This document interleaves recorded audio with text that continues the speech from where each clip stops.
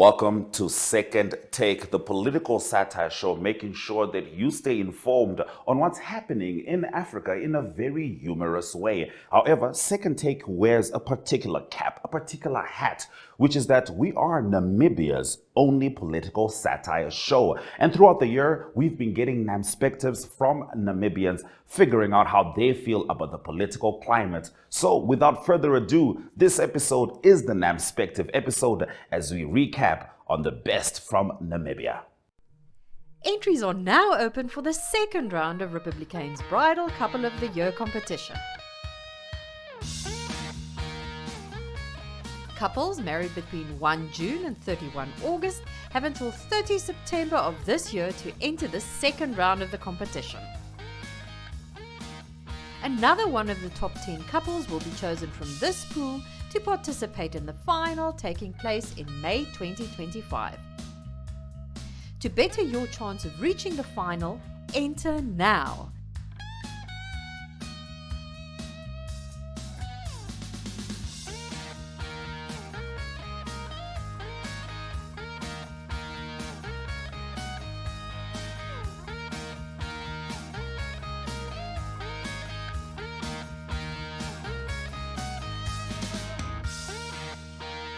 To enter, simply WhatsApp #bridal2025 to 085 785 6231 and follow the on-screen instructions or scan this QR code.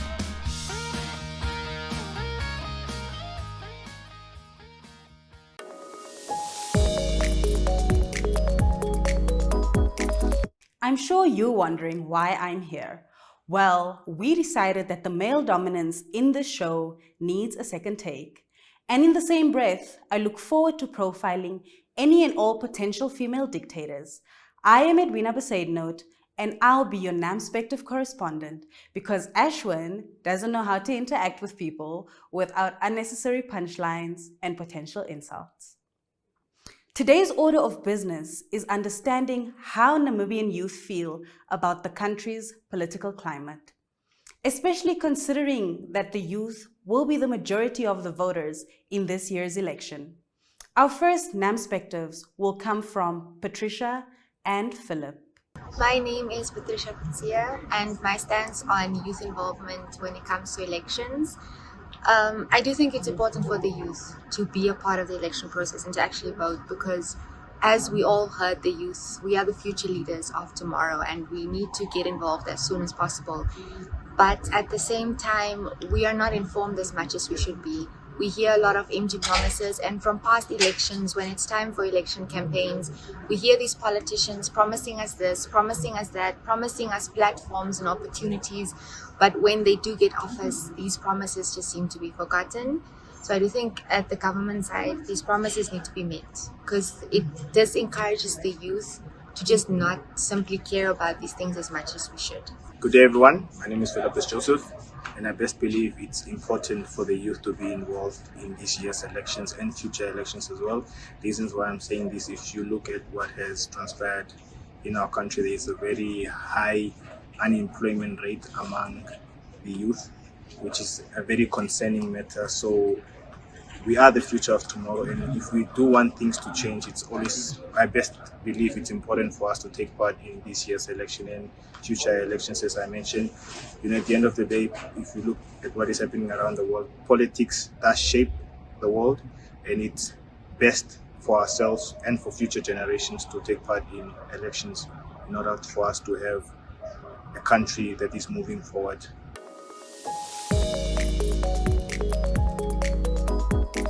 So, being a Namibian youth means that I am more likely to be caught at the catch than to catch onto political manifestos. Of course, during the upcoming election, the youth will decide the president. So I am prepared to set aside my political apathy as long as politicians actually make more of an effort to reach me than they do to get S&T money for unnecessary travel. Here are two more perspectives. Hi, I'm Nankali Kamwanga, and I believe that the youth should use their voice in this election, that they should get their voters card, that they should vote, because we constantly say that we want to see change and that we want the country together for us as youth. So I think that this is a great time for us to use our voices, to amplify our voices, not only to rely on the decisions other people make for us, but I think that we should have this opportunity. We should tell our friends to vote, our cousins, whatever it may be, people around us to vote, so that we can make decisions for ourselves through the government, through these people that are put in line to make decisions for us. So I think it's important that as a young person, you go get your voter's card, you vote, you make the decision, you make sure that your future is in your hands as much as it is other people making decisions for the country. Thank you. Hello, my name is Zoe Karsten, and I do believe that we as the youth can make a difference this year during our elections. When I turned 18, I realized that I now have the privilege and the responsibility to use my vote for a good cause. And I feel as though we as the youth should motivate our peers to go vote and to register to vote, because we are responsible for our own futures.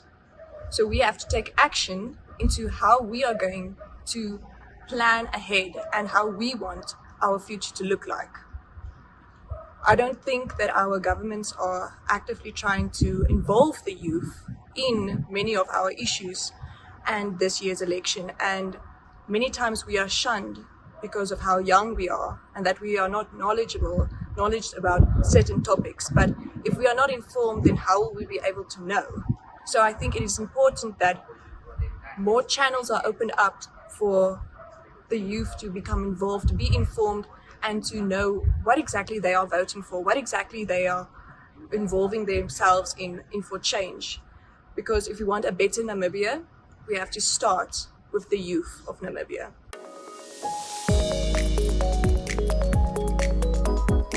Hancho Kapofi shares his opinion on local celebrities sharing their support for political entities, particularly leading up to elections.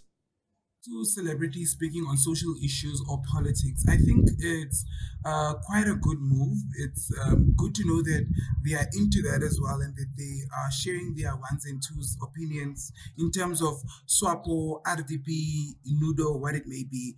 But also, I think it's a very dangerous game to play, because some celebrities do it either because they are being paid to do it. SWAPO is giving you a specific fee, so you decide to post on SWAPO, or RDP is giving you a specific fee and you decide to do that.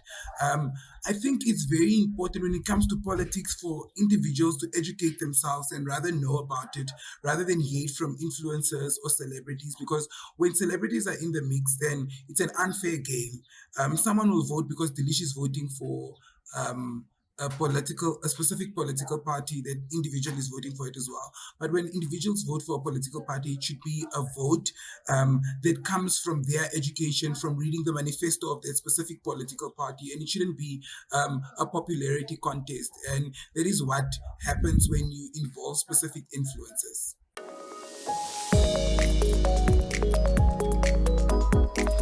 Joining me now is Glenora Shipura, who I spent a lot of time with as a co-TV presenter for Africa Good Morning and other shows.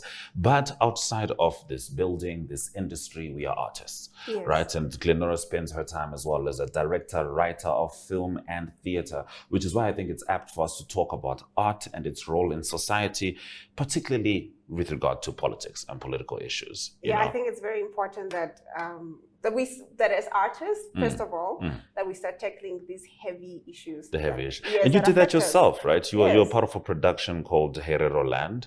One of the directors there is the legendary David Njavera, who unfortunately passed on due to COVID-19. He was one of my mentors, actually. Really? I Yes. didn't know that. Yeah. And there was a lot of passion in that project. What was the backdrop? What was Herero Land about? So one of the things that I really liked about Herero Land was it was not only a conversation or a piece by Namibian artists. We married German voices and Namibian voices, and we created this play on the Herero genocide. So I think that was the main backdrop, but it was also very pivotal to use actors, people, especially from Namibia, that are affected by the genocide. David handed me down for this, and I'm so grateful. And at first I thought, as a Namibian, I didn't have a story to tell, or as a Herero girl, I didn't have a story to tell in terms of the genocide. And then it's like, wow, let's talk about your skin tone. And I was like, wow. Wow. Yeah, there's Yes. conversations. Let's talk about your skin tone. And then I was like, yeah, my mom, my grandfather actually, was half German, half Herero, and he was a result of the rape that happened in the concentration camp. So because of this project, I was supposed to go back home and talk to my mom. What happened there? And dig into your history. Because we as a society also don't talk about the painful memories. Yeah.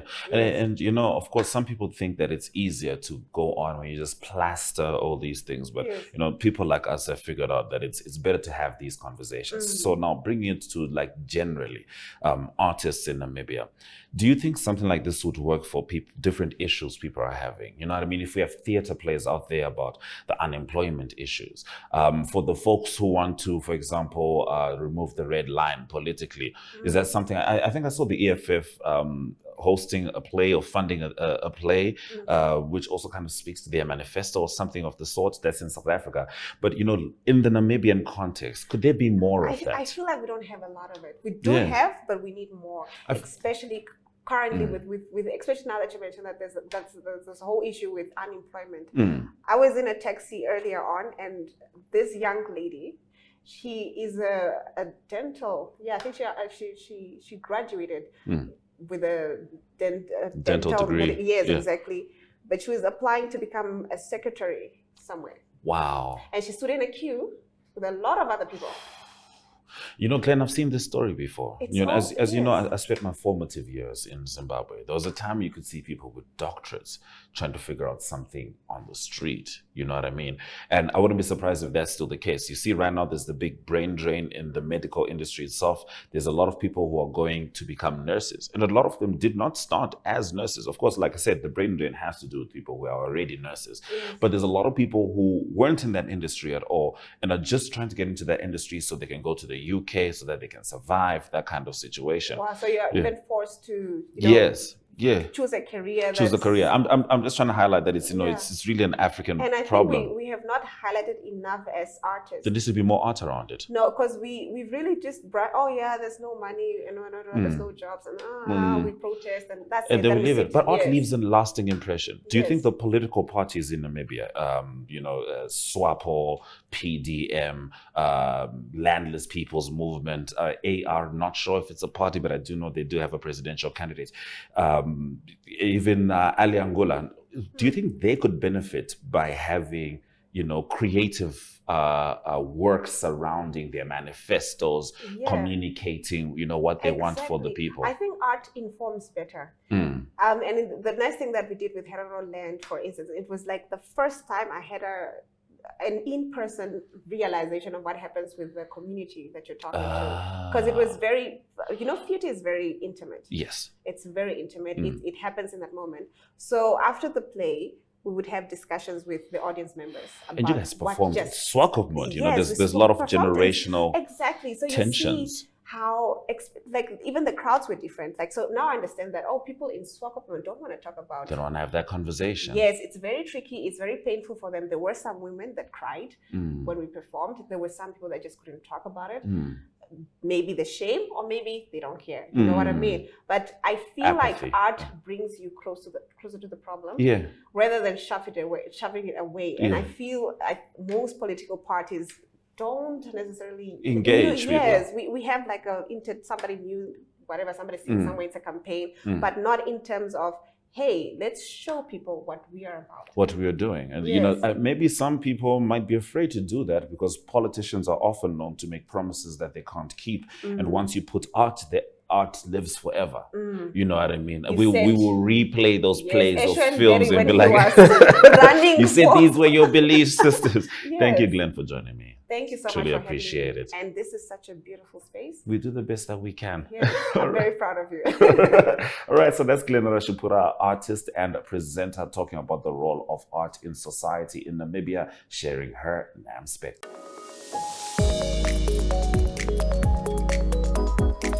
On the Palestine genocide, I'm calling it the genocide. I'm not going to call it a conflict. It's not a conflict.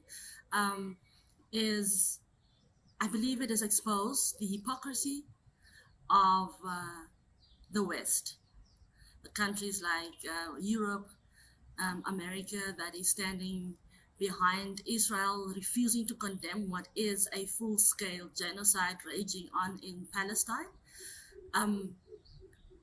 People have been so quick to condemn Russia when they invaded Ukraine, and the entire Europe rose up to come to these people's aid. I mean, you know that Poland gave buses. There were planes even for Ukrainian pets, while black students were forced to find their way around.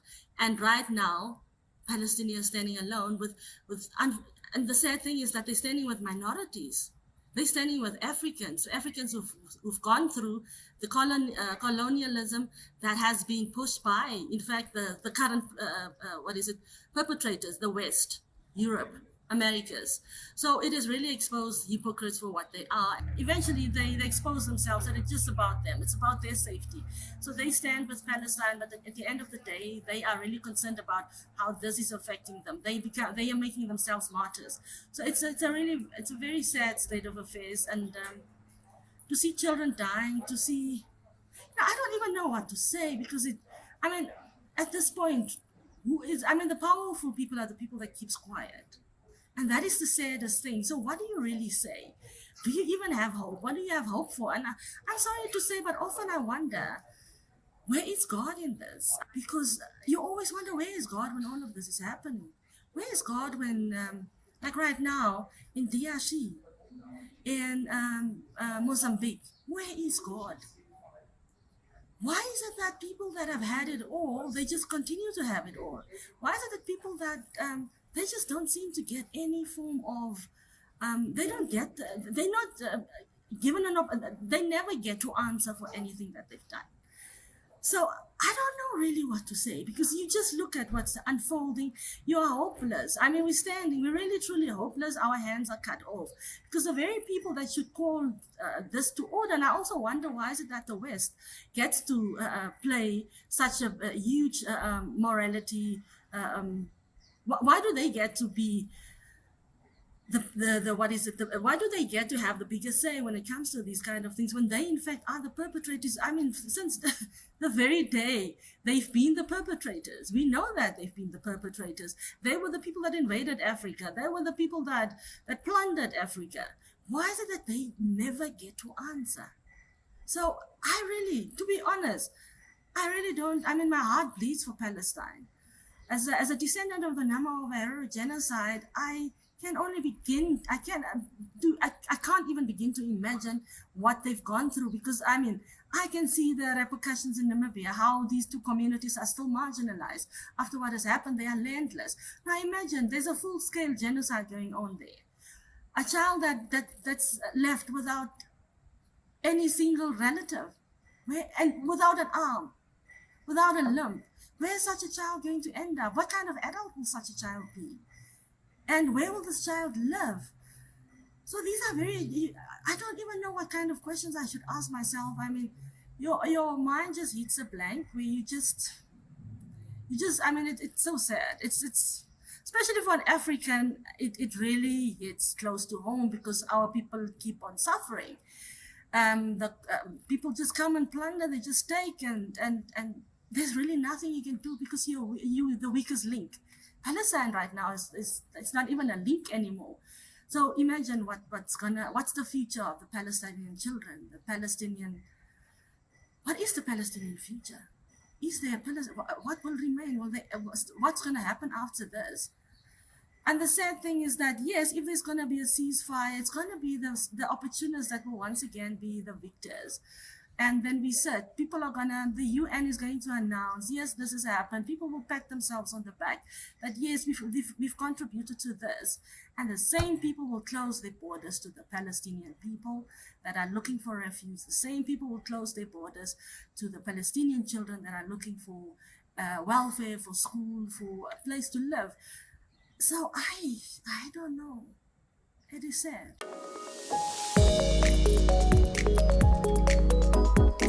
Describing the late President Hage Geingob as a devoted patriot, a fervent advocate against apartheid, and an erudite academic.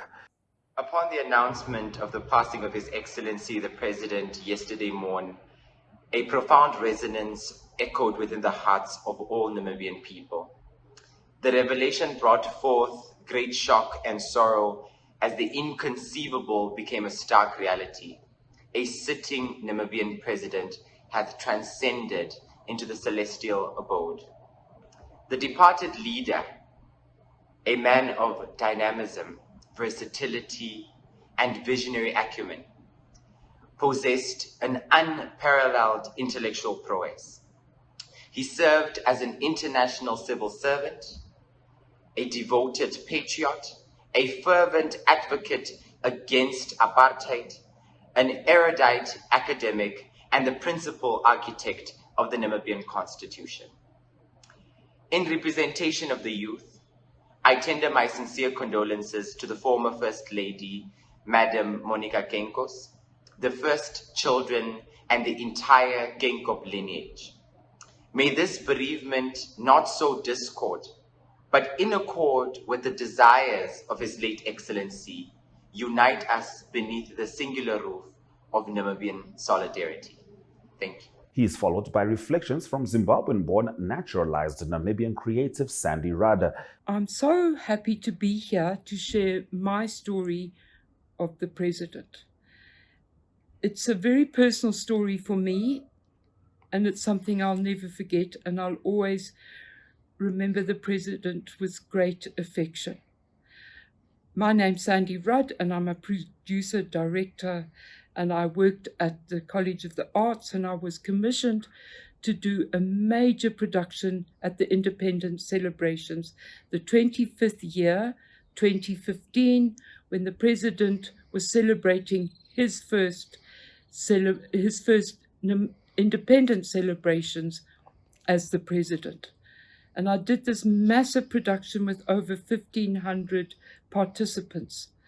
So we had the youngsters dancing, and then I had commissioned and made by the students of the College of the Arts life-size puppets, a bit like the puppets from the War Horse. These are beautiful working. You saw the puppets moving, and we made them like you make wire toys. I was influenced by the wire motor cars, and I had them made out of this plastic piping. And the College of the Arts and the art students there rose to the occasion and made 50 life-size animal puppets.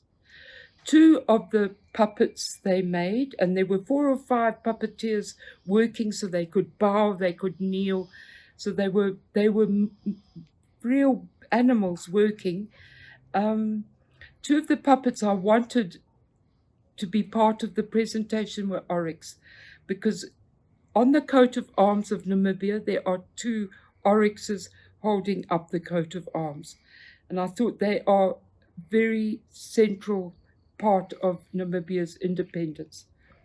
And part of the choreography of the production was to have the puppets go and bow at the dignitaries and be part of engaging the audience.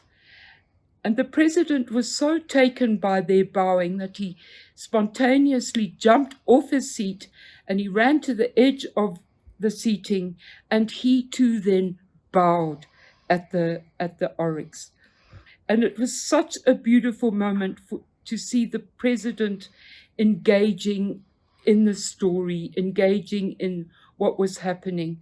And of course the puppeteers working those oryxes were completely thrilled with him bowing at them.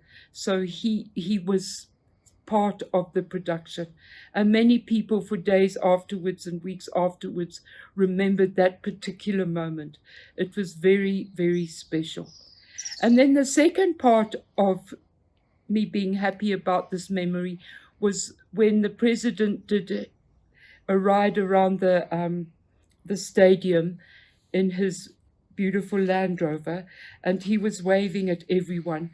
And the 500 youth who were in the production spontaneously all ran into the auditorium, and he was so happy that he actually did the circuit 2 times, and he had 1,500 youth with their flags waving, and he was high-fiving them and clapping them, and he was just so happy to have the youth of Namibia celebrating this man's reign. And we were all very excited that day, and that's my memory of our president, and it's one that will stay with me and everyone who participated in that production. It was always him bowing and being so wonderful to the youth. So I'm happy to share my story with you. Thank you.